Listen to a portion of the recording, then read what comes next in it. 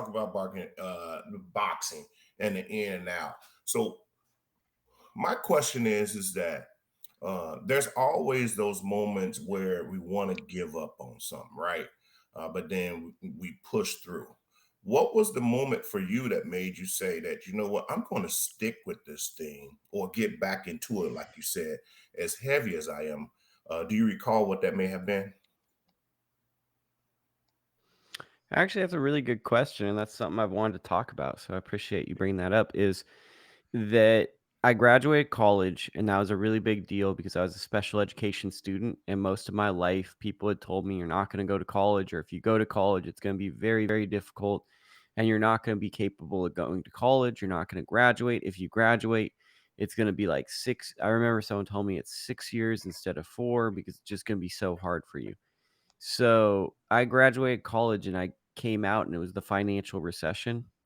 Mm. And when the financial recession hit, nobody was getting jobs regardless of a college degree or not. And I remember how much that hurt because it was like finishing college was such a big deal for me.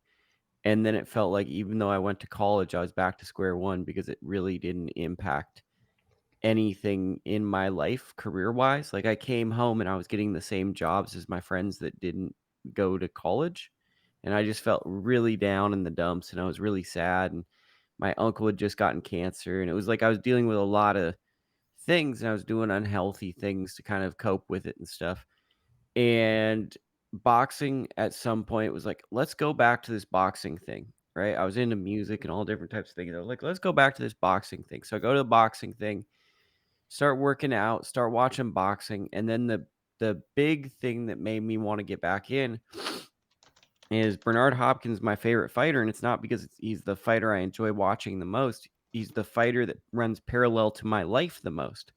So Mm. when I was young, I'd watch Bernard, and then when I was at this moment of going many different directions in life, I bought the pay-per-view of Bernard Hopkins, Chad Dawson 1, and it ended with, like, a weird controversy, and it was just and I took to I think it was called Blogger at the time, Bloggr, like, with no E, Right. and, I wrote an article on it, and I was like, "Okay, this is my opinion," because I just watched it, and I had opinions, and I wrote, and people were like, "Oh, you could be a boxing writer," and it was literally one of the first positive things I had heard in, like, 10 years.